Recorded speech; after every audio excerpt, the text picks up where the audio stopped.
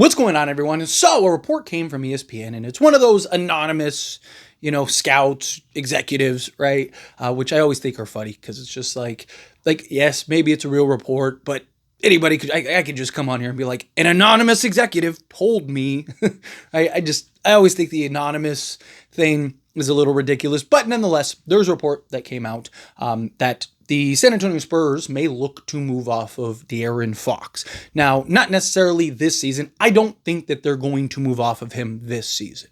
I don't. Maybe if Dylan Harper just really just steps on the scene and just skyrockets this season, then maybe at the trade deadline they get off of him because they're like, hey, we don't want to pay him. But I think what will end up happening is, again, I don't know, it's just my guess, but I think they'll end up giving De'Aaron Fox the extension. There's talks and reports about them not wanting to give him the full max or not the full years.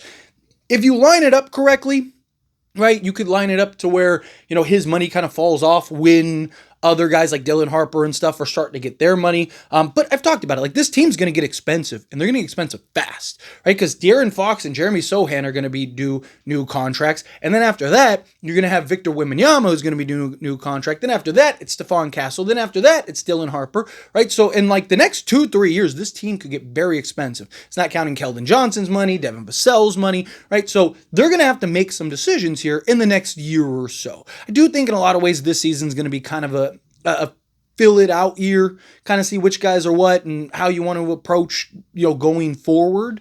But they're not in a rush. They don't have to go and change anything, right? But the ESPN report was basically that, Dylan Harper has like that Manu in him, that capability of running an offense, being that playmaker, being that scorer, right? That he's going to essentially make De'Aaron Fox expendable. And look, I've talked about that on several occasions, that the landing of Dylan Harper changes kind of the trajectory of this team with De'Aaron Fox. Because if Dylan Harper does become the player that you're looking for him to become, then you're not going to have the need for De'Aaron Fox. So he becomes a valuable trade chip that you can then go and land another guy or two. If Giannis becomes available in a year, right? Like, okay, well now maybe you're moving De'Aaron Fox plus to go get Giannis or something, right? Like that could be an option. Just, a name for example's sake, right? But you also want to see a Dylan Harper. You don't want to kind of put all on his plate right out the gate.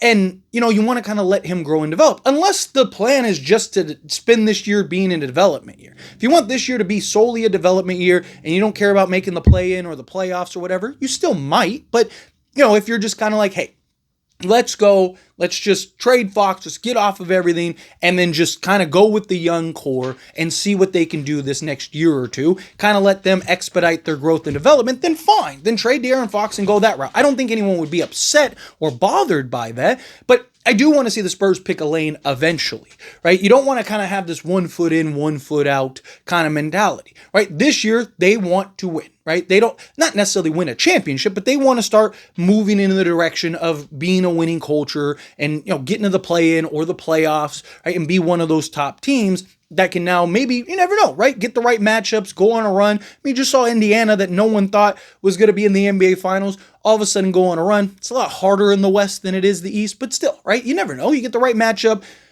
Suddenly you look up, you're in the second round, right?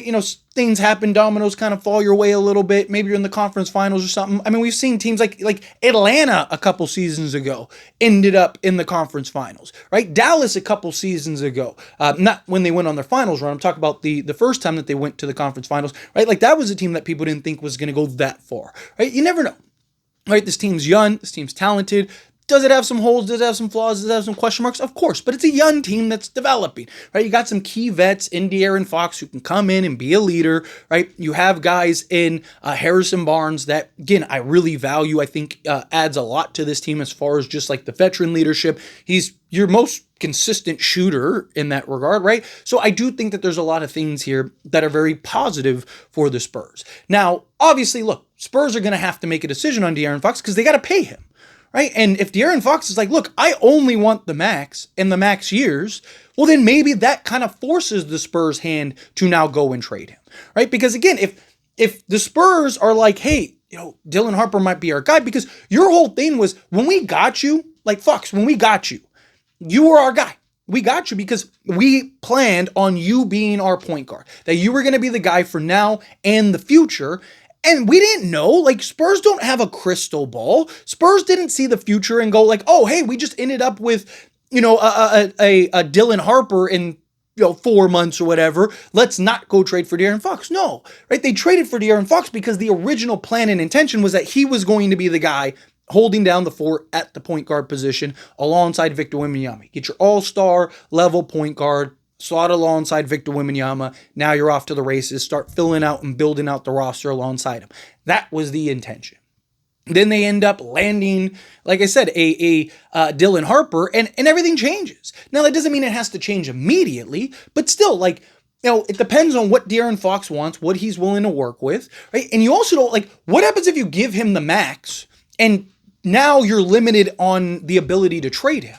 You got to remember, the new CBA changes everything.